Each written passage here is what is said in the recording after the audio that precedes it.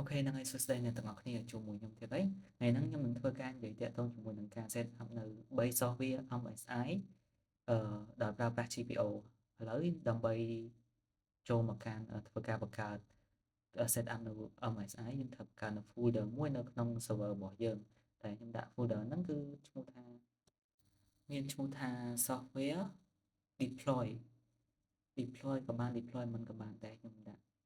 software deploy អូខេហើយខ្ញុំចូលធ្វើការទៅ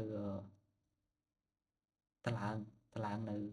download នៅ file MSI ចំនួន3ដែលទាក់ទងជាមួយនឹង file ទី1ខ្ញុំនឹងធ្វើទាក់ទងជាមួយនឹង Google MSI ខ្ញុំចូលទៅ download នៅ MSI យើង search ហើយនេះខ្ញុំ copy paste មកទេអ្នកនរគ្នាដោយសារថាខ្ញុំ share save វាវែងអញ្ចឹងខ្ញុំ copy paste មកយើងចុចពាក្យថា download ដល់យើងយកពាក្យ stable ហើយនឹង MSI ហើយនឹងversion វា64ជា version ចុងក្រោយសម្រាប់កុំព្យូទ័ររបស់ខ្ញុំដែរកុំព្យូទ័រ Windows អញ្ចឹងយើងធ្វើការអឺ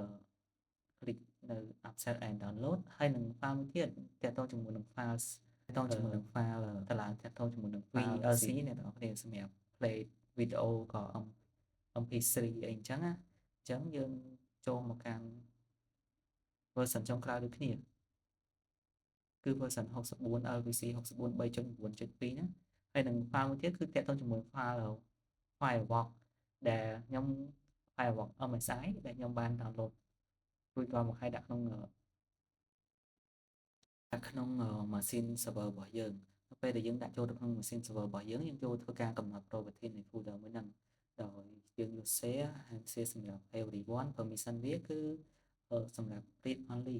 ហើយទាក់ទងជាមួយនឹង security វិញគឺយើងចូលថាយើងចូលទៅ add ធម្មតាហើយនឹងយើងចូល add ទៅកាន់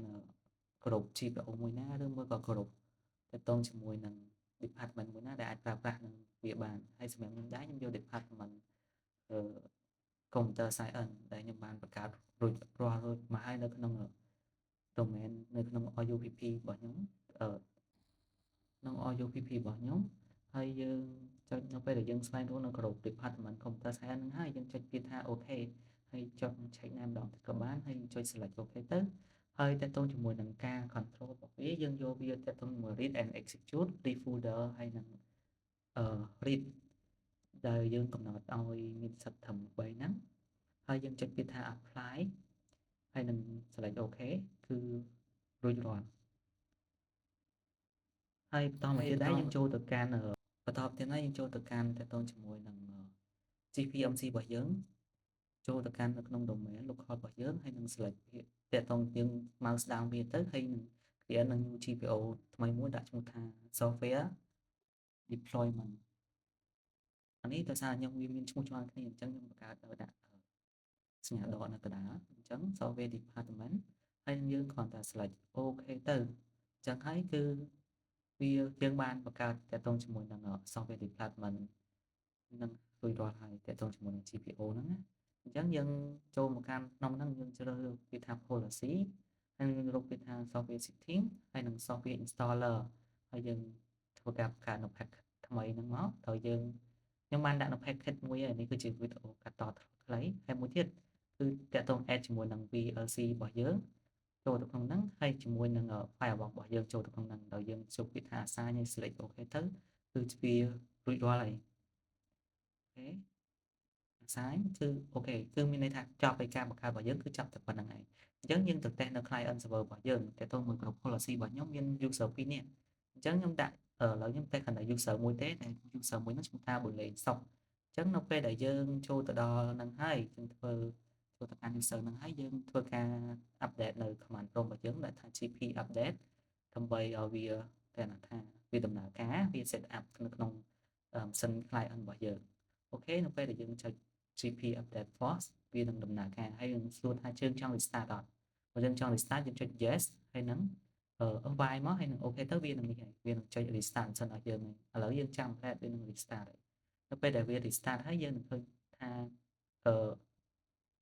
file នៅ MSI របស់យើងវានឹងដំណើរការមានដូចជា Google ហើយនឹង PLC player ហើយនឹងមួយទៀត firewall របស់យើងហើយអញ្ចឹងឥឡូវយើងរងចាំតែវាកំពុងត set up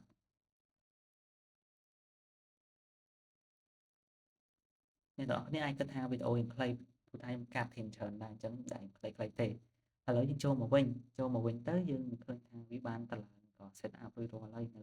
អីដែលយើងបានដាក់ចូលមកមិញយើងឃើញថា Google យើងមានហើយនឹង VLC យើងហើយតែបាត់ firewall អញ្ចឹងដើម្បីដឹងថា firewall ហ្នឹងវាដើរអត់យើងចូលទៅកាន់ control panel របស់យើងហើយយកពាក្យថា program ហើយ filter ហើយយើងនឹងឃើញ file ទាំង3ហ្នឹងវា load មាននៅក្នុងហ្នឹងហើយយើង set up វារួចរាល់មកហើយមាន Google មាន VLC ហើយនឹងតេតង file របស់យើង file zip របស់យើងឥឡូវគឺយើងរួចរាល់ហើយគឺចប់តែប៉ុណ្្នឹងឯង